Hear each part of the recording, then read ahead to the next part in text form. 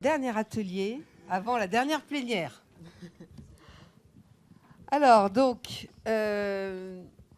nous allons repartir sur ce thème de palette bois, palette plastique, chacun son positionnement, chacun sa place. Donc, pour l'instant, je vais demander à Léa Charon de bien vouloir un peu nous dire pourquoi on a choisi ce thème, parce qu'on l'a choisi ensemble, et qu'est-ce que la FNB fait par rapport à ça. Alors attends, c'est ici, mais il ne marche pas toujours très bien. Okay. Bon, Alors, effet. Ça marche, oui. Non, visiblement non. Non, ça marche. C'est pas grave. Je peux commencer à parler quand même sans les slides. Oui, effectivement, pourquoi on a choisi ce thème. Alors, c'est vrai que en termes de marché de la palette, ça a été dit, je crois, déjà ce matin, en termes de marché de la palette, le bois représente entre 90 et 95% du marché de la palette. Donc ça, c'est un fait. Donc effectivement, on pourrait se poser la question sur pourquoi on a choisi de parler de comparaison palette bois, palette plastique. Voilà, donc pourquoi on a choisi ce thème-là. Donc en fait, plusieurs raisons. D'abord, il y a des enjeux réglementaires, on en a parlé ce matin, il y a des enjeux réglementaires notamment sur l'emballage où, mon collègue Olivier le soulignait, certes on est premier de la classe, mais en fait, c'est pas parce qu'on est premier de la classe qu'il faut se reposer sur ses lauriers et se dire on est meilleur de toute façon, donc tout le monde continuera à faire le choix du bois. C'est pas vrai et c'est de moins en moins vrai. Voilà, ça c'est la première chose. Et ensuite, on se rend compte aussi que la communication sur la palette plastique, donc ça, les autres intervenants y reviendront, mais la communication sur la palette plastique s'est renforcée ces dernières années et elle s'est renforcée de manière, au lieu de promouvoir les atouts de la palette plastique, ils s'attachent à comparer en fait la palette bois et la palette plastique. Donc on s'est dit, qu'est-ce qu'on fait si eux, ils le font ? Peut-être que nous aussi, il faut qu'on réponde et qu'on mette en avant nos atouts. Donc déjà, c'est pour ça qu'on a choisi de parler de ça aujourd'hui. Et en fait, au niveau de la FNB, on va vous diffuser un petit film qu'on a réalisé, si ça fonctionne. Si ça fonctionne. Mais voilà, l'idée, c'est vraiment de vous donner, en fait, vous, un argumentaire et de vous donner aussi à vous, utilisateurs de palettes, tous les arguments pour répondre aux idées reçues sur la palette bois. Voilà, donc en fait, ces éléments, ils prendront plusieurs formes. On a fait un argumentaire en version PowerPoint que vous pourrez utiliser aussi dans vos discussions commerciales avec vos clients. On a fait un petit 4 pages et on a fait aussi une vidéo. Donc en fait, c'est quand même la première fois qu'au sein de la commission palette de la FNB, on communique de manière assez frontale, mais j'utilise le mot, de manière assez frontale par rapport aux arguments du plastique. Mais ça nous semblait important de se positionner et de rappeler pourquoi on avait des atouts. Et vous le verrez dans le petit film qu'on va diffuser, mais vous le savez déjà, l'atout numéro 1 de la palette en bois, c'est son matériau. C'est évident. Voilà. Donc ça, c'était important aussi de le rappeler, comparé notamment à la palette plastique. On a un matériau qui est vertueux sur le plan environnemental. Voilà. Je voulais juste donc prendre la parole pour dire que la FNB allait entre guillemets changer de braquet sur la communication vis-à-vis du plastique parce qu'on doit répondre à la communication du plastique. Donc j'avais mis quelques exemples de communication donc qu'on voit pas, mais voilà, de communication du plastique qui sont quand même assez incisives et qui attaquent beaucoup la palette bois, notamment sur le fait que la palette bois serait issue de la déforestation, etc. Voilà. Je sais pas, on peut peut-être laisser la parole à Grégory, Hervé et Fabrice, et puis on passera le petit film à la fin si ça fonctionne. Voilà. C'est bon la vidéo ? Allons-y sur la vidéo alors.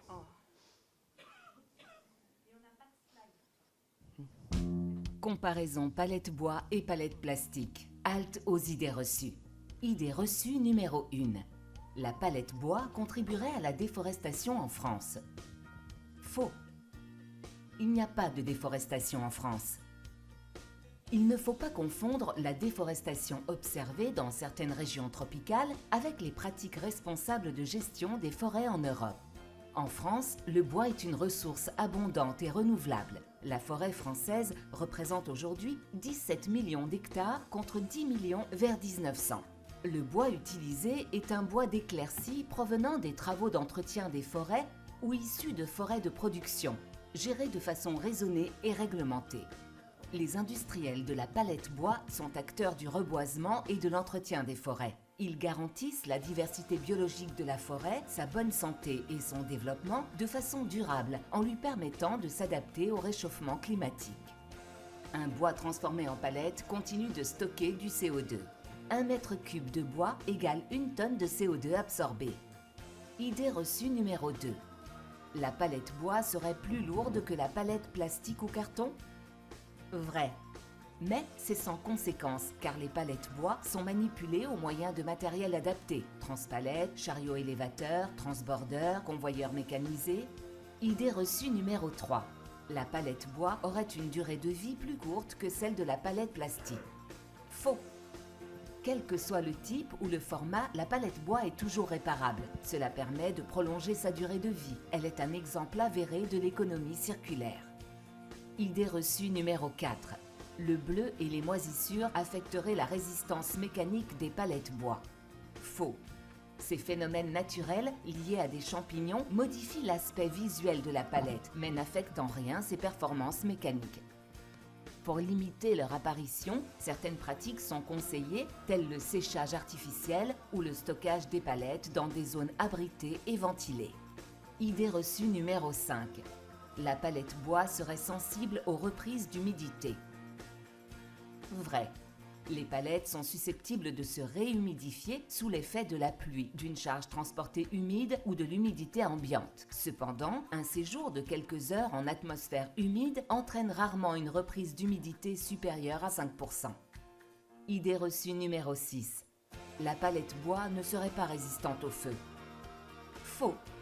En comparaison avec d'autres matériaux, le bois résiste bien au feu et confère une sécurité accrue en cas d'incendie dans un entrepôt. Le bois brûle en se consumant lentement et en ne dégageant pas de gaz toxiques, contrairement au plastique.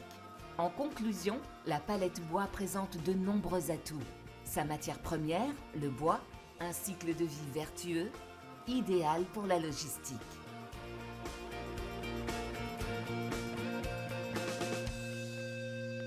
Voilà, alors en fait, dans les idées reçues qu'on a retenues, c'était aussi pour répondre à des arguments qui étaient mis en avant par le plastique. Voilà. Et donc effectivement, Anne me donne, vous avez tous dans vos pochettes la plaquette 4 pages, qui est en fait la traduction en version éditoriale de ce que vous avez dans la vidéo.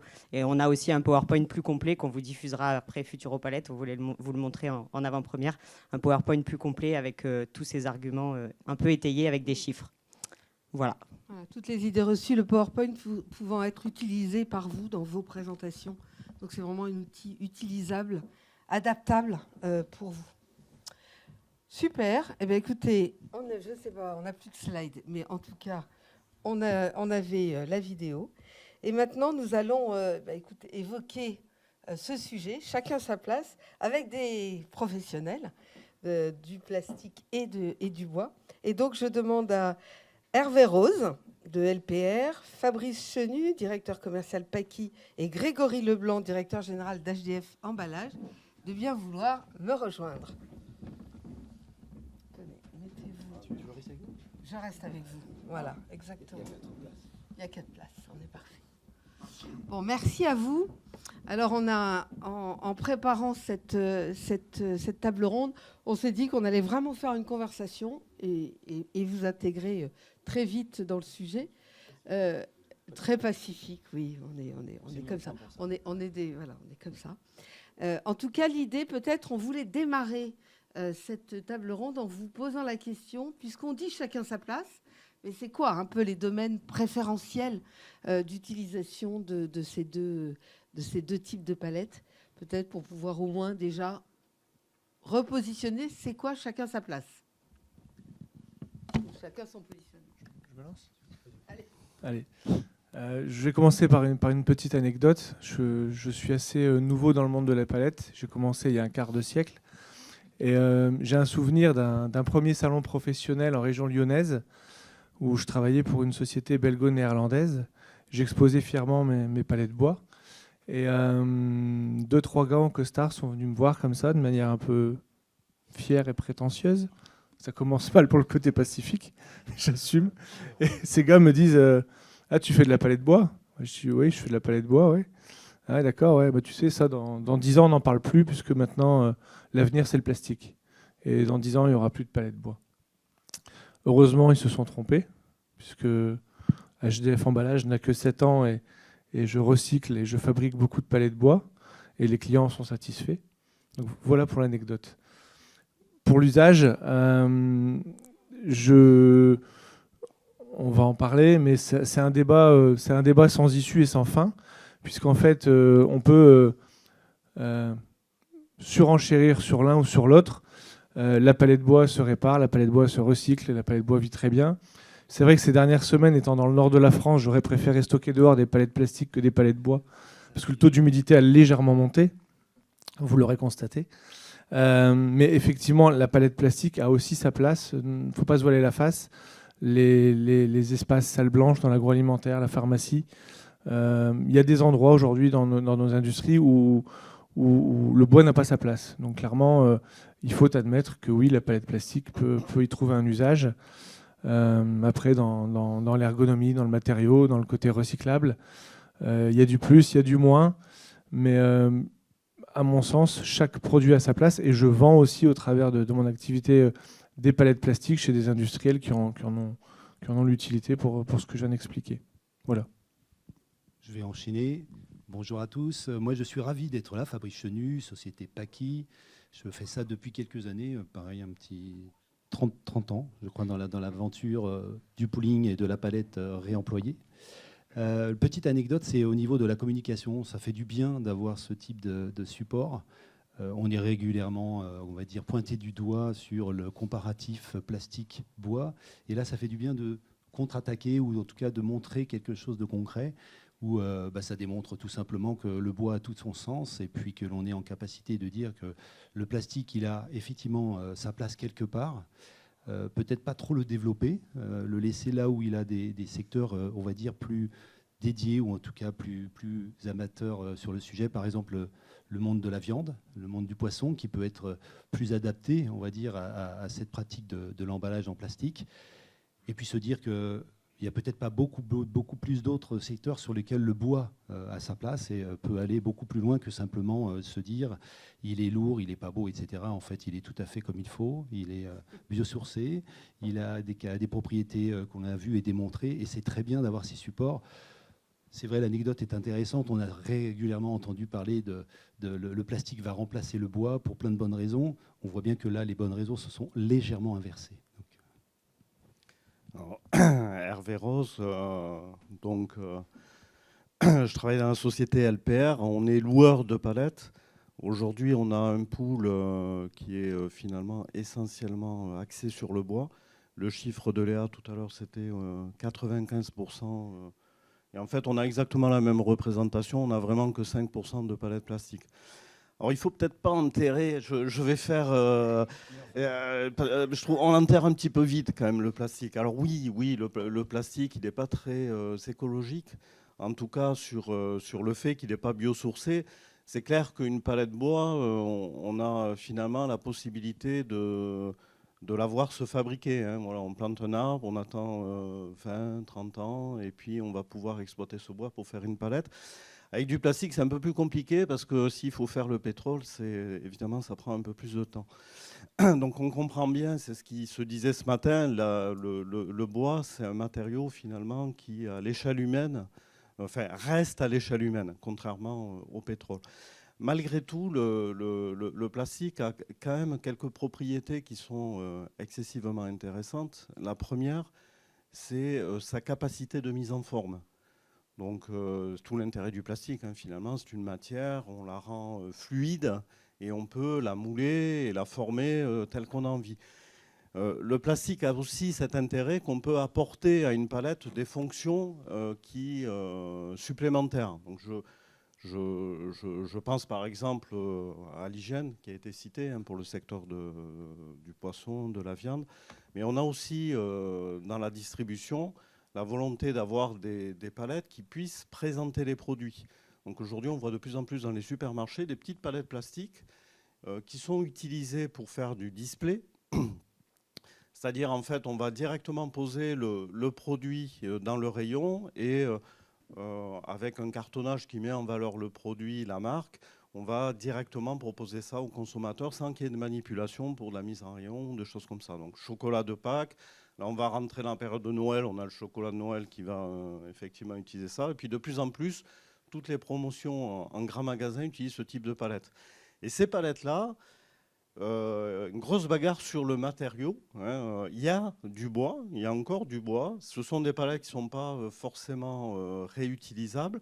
Et on a énormément de plastique. Les loueurs utilisent que des palettes plastiques aujourd'hui parce que l'intérêt, c'est de pouvoir apporter ces fonctions supplémentaires aux clients qui permettent de fixer, par exemple, le carton sur la palette. Mais il y a aussi un intérêt écologique ou logistique. Ces palettes-là, on peut les rendre empilables facilement et arriver à avoir un nombre très important de palettes dans les camions pour collecter, livrer, donc optimiser le flux de transport. Donc la palette plastique, il ne faut pas l'enterrer trop vite. Je vois un autre usage aussi qui se développe. Ce sont les distributeurs. Les distributeurs, de plus en plus, s'équipent de poules de palettes, en particulier sur les formats du Düsseldorfer, donc 600-800. Et dans ces formats-là, chacun est en train d'imposer ses propres solutions. Donc je pense par exemple à Lidl, qui possède ses propres palettes plastiques qu'il impose à tous les liquides. Mais on va retrouver les mêmes choses chez Aldi, on va retrouver les mêmes choses chez Mercadona en Espagne, etc. Intermarché, voilà. Donc, on voit de plus en plus aussi ce genre de choses arriver. Par contre, dès qu'il s'agit de transporter des charges relativement lourdes, bien qu'il y ait des solutions avec le plastique, c'est pas impossible de créer des formats 80-120 et d'être capable de mettre une tonne. Le plastique, il a un énorme inconvénient. C'est que s'il est formable à chaud, alors pour l'emballage et les palettes, on utilise des thermoplastiques, donc on rend par la température, on rend la matière malléable et on la moule. Donc très intéressant pour la mise en forme, mais c'est réversible. Donc très bien pour le recyclage, mais c'est réversible. C'est-à-dire que si vous mettez votre palette dans un entrepôt et que cet entrepôt est chauffé, en été, je peux imaginer 50 degrés, on va se rapprocher de la température de transition vitreuse du plastique. Et en clair, on va revenir à ses propriétés de malléable. Donc on perd les caractéristiques mécaniques. Alors il existe plein de solutions techniques pour répondre à ça. Mais là, réellement, le bois, lui, n'a pas d'évolution par rapport à la température et reste excessivement performant sur cet aspect-là. Bon, je peux continuer encore beaucoup entre les deux. Oui. On peut aussi parler de la filière pour défendre un peu la filière bois, en toute objectivité, évidemment. C'est qu'on citait Intermarché qui a son propre parc de plusieurs centaines de milliers de palettes plastiques. Ça lui convient très bien avec un taux de casse très faible puisqu'il maîtrise ses flux, ses mouvements entre ses entrepôts et ses magasins et la reverse. À l'inverse, un utilisateur de palettes bois, notamment de palettes perdues, peut expédier une palette qui lui coûtera beaucoup moins d'argent. Et en termes de retour, c'est la filière des professionnels du recyclage et la valorisation de palettes bois qui sont bien mieux organisés, puisqu'en fait, il n'existe pas vraiment de filière de recyclage plastique. Alors oui, on peut expédier une palette plastique, la restituer, la broyer et dire pour 100 palettes rendues, je t'en refabrique une dizaine et puis tu es content. Mais c'est quand même vachement moins structuré que peut l'être la profession de reconditionneur de palettes bois. Oui, je suis d'accord avec ça. Et on parle aussi transport, puisque si on regarde un petit peu les lieux de production de la palette plastique, puisqu'on en a parlé un petit peu avant, ça vient toujours d'un peu plus loin que les productions locales. Et la filière bois est vraiment très, très bien structurée. On peut même imaginer des améliorations ou des choses qui viennent un peu en créativité sur des supports nouveaux faits à partir du bois ou de dérivés du bois. Pourquoi pas imaginer des displays de demain qui auront une autre tête que du plastique ou du bois comme on le voit aujourd'hui, mais avec des matériaux beaucoup plus évolués. Et la partie transport, je crois, elle restera toujours marquante pour ce qui est de la production, puisque on parle de plastique ou de polymères ou de choses comme ceci, qui sont avec des imports maritimes. Enfin, on a du pétrole qui vient quelque part. On a des usines qui sont installées, des plasturgistes qui vont avoir des usines à entretenir et qui sont elle-même un peu polluante. Donc on pourrait imaginer plutôt une évolution vers quelque chose de nouveau sur les emballages. Et je fais confiance un peu à l'aspect techno de tout ce qu'on est en capacité de faire et qu'on n'a pas encore vu. On peut avoir de nouveaux supports de charge qui demain viendront remplacer ou faire autrement que ce que l'on peut voir aujourd'hui.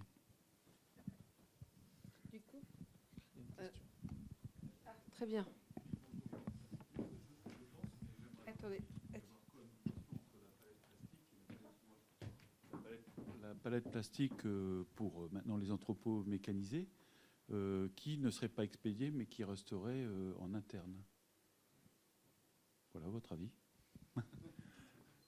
Si je peux apporter une réponse, une partie de réponse. Effectivement, sur ces 5-6 dernières années, on a constaté dans la profession que beaucoup des activités chez nos clients se mécanisaient, s'automatisaient, que ce soit dans la logistique, dans l'agroalimentaire, dans l'industrie. Mais on a su aussi, nous, se mécaniser dans nos métiers, apporter une amélioration sur des contrôles qualité, de meilleures réparations et répondre à ces questions. Maintenant, il est vrai que la palette plastique, il n'y a pas de débat puisque on injecte une palette, puis une deuxième, puis une troisième, puis une 10 millième. Ce seront rigoureusement les mêmes palettes. Lorsqu'on fabrique du bois, oui, l'humidité varie. Selon le séchage, il y a le fameux trait de coupe qui fait que la palette, elle peut être plus ou moins épaisse. Mais le marché du bois sait parfaitement s'adapter aujourd'hui à la mécanisation. Et si on regarde au niveau de la norme EPAL, on a aujourd'hui une qualité de palette Europe dite mécanisable qui répond aux attentes des clients. Juste une toute petite remarque de ma part. Moi, je pense qu'il faut garder ou rester vigilant sur la proportion de ce qui existe et qui cohabite avec le bois plastique. Ce ne sera jamais zéro, je pense, au niveau du plastique. Il y a du sens à conserver des supports et de la palette plastique, mais plutôt essayer d'être attentif à ne pas le laisser se développer. C'est un peu ce que Donc la cohabitation, oui, mais pas trop quand même pour le plastique. Alors, donc, pour pas que ça se développe, comment faudrait-il que la palette bois se progresse, s'améliore, innove? Est-ce que vous avez des idées sur lesquelles il peut y avoir aussi une évolution? Est-ce que cette compétition, le fait de vivre avec les deux peut permettre de stimuler l'innovation, la créativité? Il y a des enjeux. Enfin, on a vu qu'il y avait énormément d'enjeux qui ne démarrent pas, en fait, qui continuent et qui s'accélèrent. Il y a l'enjeu environnemental. Là-dessus, je pense que la messe est dite. Ce n'est pas la peine de discuter 3 ans. Mais il y a énormément d'avantages encore pour le bois sur cette partie-là. Après, il y a des enjeux, je dirais, qui sont plus liés à l'évolution de la chaîne logistique. De plus en plus, les grands donneurs d'ordre s'industrialisent, ont des automatismes importants, des magasins grande hauteur, donc dans lequel quand il se produit un incident, que la palette est bloquée, c'est excessivement compliqué d'intervenir et relativement dangereux. Donc c'est clair que toute cette pression d'automatisation, puis c'est la même chose dans la grande distribution, il y a aussi énormément d'automatisation en ce moment. On veut limiter tout ce qui est la préparation de commandes, gagner du temps sur ces phases-là. Donc l'enjeu pour la palette bois, c'est d'être capable de répondre demain à ces problématiques. C'est comment devenir plus fiable, tout en gardant évidemment l'avantage de réemployabilité, que de réparabilité que peut avoir la palette bois, mais en même temps, elle va être obligée de garantir de plus en plus des performances ou la répétibilité de ces performances-là. Donc ça, je dirais, c'est véritablement là-dessus que la palette bois doit travailler pour être capable de répondre à ces enjeux. Petite aussi... Oh. Pendant ce temps-là, vous allez répondre, mais n'hésitez pas, hein, si vous voulez intervenir, poser des questions, c'est vraiment l'objet du... Voilà, intervenir, c'est l'objet du débat. Non, j'allais juste rajouter que la filière bois est effectivement très bien organisée. On s'appuie pour ce qui est de notre part pour le réemploi, la réparation sur tous les grands acteurs qui sont en place.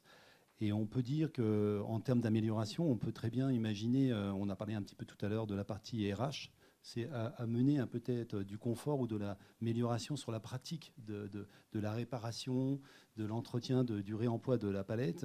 Il y a des choses à faire pour rendre encore plus attractif ce secteur. Il est encore une fois bien diffusé sur le territoire. Et je pense que même si on parlait un peu plus technique sur une palette de type mécanisable, on en parle beaucoup puisque c'est une attente forte de beaucoup d'industriels et de la grande distribution, ça peut être intéressant aussi de se dire on peut monter en gamme grâce à la filière bois et tous les acteurs qui œuvrent autour de ça, monter en gamme sur le niveau de tri, de réparation et de mise à niveau de la palette bois pour notamment l'automatisation des sites. Je voulais aussi revenir sur l'aspect réemploi, réutilisation, où effectivement, à ce jour, une palette plastique chargée d'une tonne de marchandises se prend un coup de fourche mal placé, elle finira à la benne. J'avais montré une photo il y a quelques jours lors de nos échanges. Une palette bois, elle peut se prendre des coups de fourche. Elle ira chez HDF, ou chez Palia, ou chez Burban, ou chez PGS. Je préfère les premiers, mais bon, je ne suis pas partout. Et elle sera réparée dans des ateliers et remise en état pour un moindre coût. Et ça, pour moi, c'est aussi quelque chose d'énorme en termes de comparaison. Et ça ne fait pas photo, quoi. Une palette plastique, pour bien qu'elle tienne une tonne, qu'elle puisse être en rack, sans qu'on mette de renfort métallique dedans, parce que c'est compliqué après de la recycler quand il y a du métal dedans.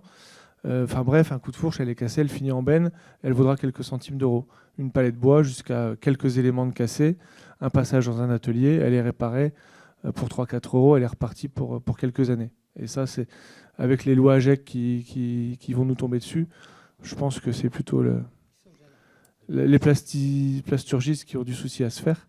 Même s'il y a des réflexions à mener, moi j'en mène personnellement, puisque je veux pas être le dindon de la farce et je veux pas être le Kodak de l'appareil photo. Après, je suis pas Steve Jobs non plus. mais voilà, je me dis que demain, si une palette plastique était réparable, il y a peut-être un truc à proposer sur le marché. Alors, il existe, pour être tout à fait honnête, il existe des palettes plastiques réparables. Enfin, chez Albert, on utilise un modèle qui est réparable. La façon de réparer, en fait, c'est le changement d'éléments qui auraient été endommagés. Donc, généralement, ce sont les skis de la palette qui peuvent être démontés et remplacés. Je dirais la limite. Alors ça existe, ça fonctionne. La limite, c'est quand le plateau de la palette, donc la partie qui est censée recevoir les skis, est endommagée. Parce que là, on se retrouve malheureusement obligé, on ne peut pas réemployer ce plateau-là. Donc ça reste quand même limité. Après, ce qu'on observe, là, je donne quelques éléments par rapport à l'exploitation de ce type de palette, c'est que globalement, ce qu'on est capable de faire en réparation sur des palettes bois, c'est globalement converti sur de la palette plastique en destruction. La destruction de palettes plastiques, alors dans notre cas, évidemment, il y a des volumes importants, donc on ne va pas les mettre à la poubelle, on va évidemment les collecter et les réutiliser pour fabriquer des palettes neuves. Par contre, ce qui est tout à fait vrai, c'est que ce qu'on est capable de faire en local avec de la palette bois, on n'est pas capable de le faire avec du plastique. Donc on est souvent obligé de faire beaucoup plus de kilomètres pour être capable de récupérer la matière, de la refondre. On ne peut pas avoir des moules partout en Europe, en fait, pour le même format de palette. Donc oui, il y a quand même des limites. Il faut quand même admettre que la palette bois est quand même vraiment réparable. La palette plastique, parfois, peut l'être, mais ça reste quand même limité. Dans une exploitation industrielle, je parle vraiment là, voilà, avec une échelle Pouler, ce qu'on peut avoir. Merci. J'avais deux questions. D'une part, est-ce que vous savez qu'est-ce qui a motivé la décision d'Intermarché de choisir un pool plastique et non pas un pool de palettes bois? Et ma deuxième question, c'est quel est le taux de perte et casse, enfin surtout de casse, dans un pool plastique comparé à un pool bois réparable sur justement point de vue financier, quoi, les coûts généraux de perte sur peut-être chez LPR, mais c'est peut-être un chiffre ultra confidentiel. Non, ouais, je vais essayer de rester large, de ne pas être trop précis, mais globalement, on peut dire qu'un taux de réparation de palettes bois va se convertir sur un pool de palettes plastiques en taux de casse et de taux de destruction en fait. Donc sur la palette bois, en fait, quand des palettes sont collectées, on peut quasiment tout réparer. Le taux de destruction sur des palettes bois, il est très faible, il est inférieur à 1%. Voilà. C'est excessivement faible. Et après, le reste, évidemment, des coûts, c'est sur la réparation. La réparation, ce n'est pas gratuit aussi pour les palettes bois. C'est un coût qui est relativement important, mais ça reste réparable. Sur la palette plastique, évidemment, quand elle a pris un coup, alors généralement, on commence à faire son trait en se disant « ouais, ça, on avait dit qu'on ne le réemployait pas. Tu crois qu'il est vraiment cassé le dé ? Bon, peut-être je peux la réutiliser, la palette. » Donc souvent aussi, il y a une petite déception par rapport à des poules de palettes plastiques parce qu'on a plutôt tendance à faire un peu baisser la qualité par rapport à ce qu'on imaginait au départ. Donc on a quand même ces problématiques aussi. Mais à l'arrivée, on peut se dire que le taux de réparation qu'on connaît sur tous ceux qui ont une idée du taux de réparation des palettes, mais en gros c'est 15-20% pour donner les chiffres globaux, mais en fait ça se convertit en taux de casse. C'est quand même très important. Et c'est ça qui fait que, alors ça c'est un des éléments qui fait que la compétition bois plastique est compliquée. Nous, je dirais les loueurs, on aime le bois. Mais à la limite, si Nucléaire nous demandait du plastique, on donnerait du plastique. Mais en termes de gestion de poules, ce n'est pas forcément intéressant parce qu'effectivement, le coût de destruction est important. Et l'autre, c'est la perte. Parce que c'est un asset qui coûte quand même plus cher qu'un asset bois. En tout cas, plus on grandit sur le format, plus c'est vrai. Et là, ça devient carrément extrêmement compliqué de pouvoir gérer ça sur des poules ouverts. Il faut vraiment revenir à des solutions très fermées. C'est un entrepôt, un circuit très maîtrisé, où on est capable d'éliminer la perte pour que ça devienne quelque chose qui est économiquement rentable. Et pour répondre à votre question sur Intermarché, donc aujourd'hui, ils ont un parc d'environ 600 000 palettes plastiques. C'est eux qui m'ont fourni la donnée, avec un taux de casse inférieur à 1%. Et leur motivation était financière. Donc apparemment, le prix d'achat de leurs palettes était d'environ 22 à 23 euros. C'est une palette injectée de chez Kramer ou Scholler, et les injecteurs. Et par rapport à la palette bois, si on compare au prix de maintenant, c'est vachement plus cher. Si on compare au prix de cet été, la palette plastique était moins chère. Mais ça, c'était avant. Juste une remarque plutôt commerciale, peut-être que les vendeurs ont bien fait leur travail aussi côté plastique. Je confirme. Oui, puis c'est encore perçu le plastique comme plus technique, plus technologique que le bois. C'est vrai qu'une palette bois, honnêtement, on voit ça, enfin, ça ne fait pas rêver. Hein. Et le plastique a encore cet avantage de sembler plus technologique, plus industriel, de mettre plus les produits en valeur. Mais là, c'est peut-être une idée aussi sur laquelle on doit communiquer et faire un peu tomber cet a priori. Enfin, il y a des avions aujourd'hui, encore aujourd'hui, qui sont fabriqués en bois. Tout dans les aéroclubs, en fait, les DR400 sont des avions en bois. C'est étonnant. Quand on les voit, on est surpris parce que vous verriez une photo de cet avion, jamais vous auriez imaginé que c'était fabriqué avec du bois, que du bois. Et pourtant, ça vole, il n'y a pas de problème, et ça remplit. Alors, ce n'est pas le même bois que le bois des palettes, hein, pour être tout à fait honnête, il y a des petites différences. Mais malgré tout, c'est du bois, et c'est capable un avion, c'est technologique hein, en soi, et donc on est capable de faire des choses intéressantes avec ce matériau. Le bois, finalement, hein, c'est proche d'un matériau composite. Hein. Fibres... des propriétés différentes en fonction de la direction, etc. C'est voilà, un matériau très intéressant en soi. Un des atouts du bois aussi qu'on a peut-être pas cité sur ce côté technique. Attends. Oui. Un des atouts du bois sur ce côté technique, c'est aussi le fait que la palette plastique, elle glisse dans les racks, alors que la palette bois, de par la composition de son matériau qui est plus rugueux, enfin, c'est vous les spécialistes, mais je crois que techniquement, c'est aussi...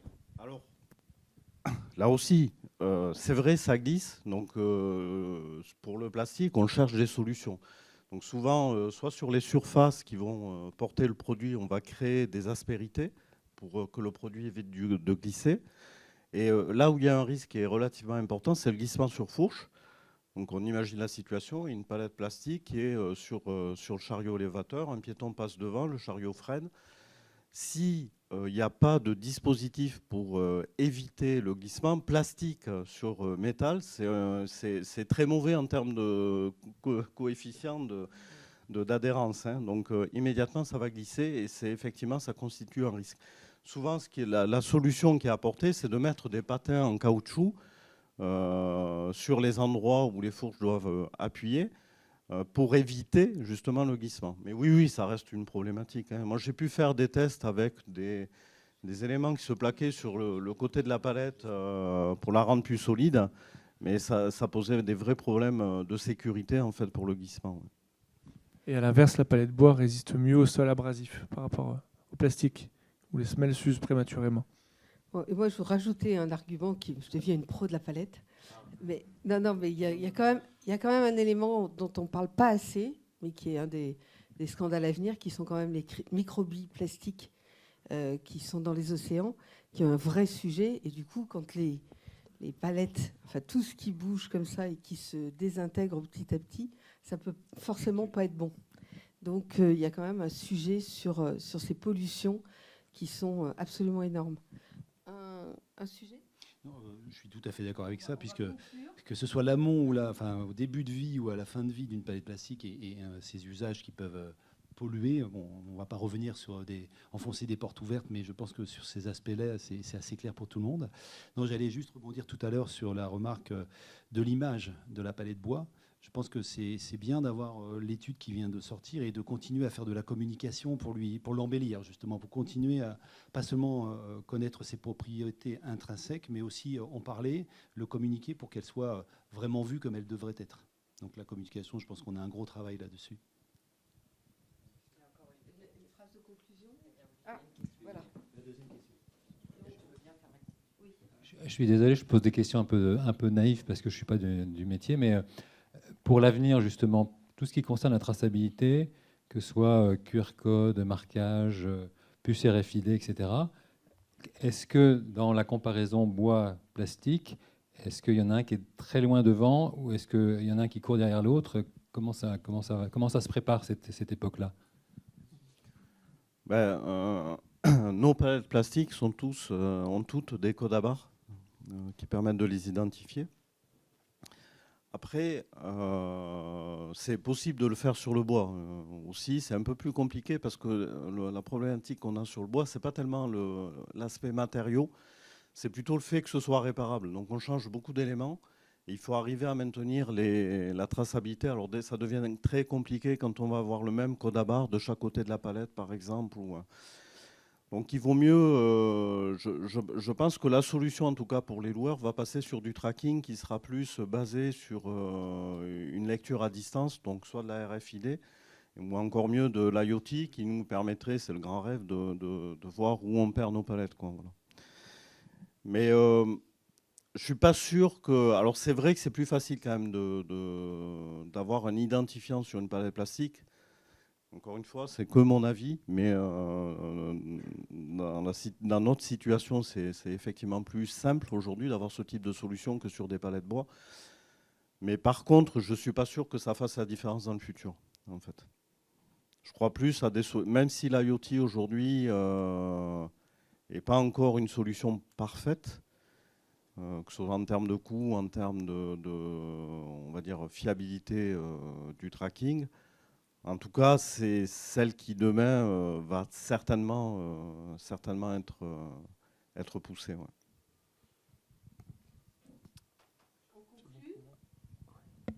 Ouais, donc juste un petit mot en conclusion. Donc merci à tous les trois. On a laissé la place à l'échange. On a cité des atouts du plastique et c'est vrai qu'il y en a. Mais c'était juste pour rappeler en conclusion que le plastique cherche les solutions. Je crois que c'est vous, Hervé, qui l'avez dit. Nous, on a les solutions. On attend bien le faire entendre. Et je pense que peut-être on s'est un peu reposé sur nos lauriers ces dernières années.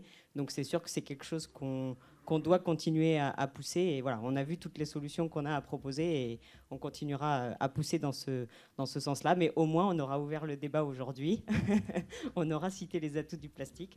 On ne fait pas comme eux, on ne fait pas une communication à sens unique. On aura ouvert le débat, mais voilà, on a des atouts. Et voilà, je voulais juste préciser en conclusion qu'on va vraiment renforcer la communication sur ce sujet-là. C'est important au regard des enjeux réglementaires et environnementaux sur lesquels on a notre carte à jouer. Voilà. Génial. Eh bien, nous arrivons à la fin de cet atelier. Merci à vous.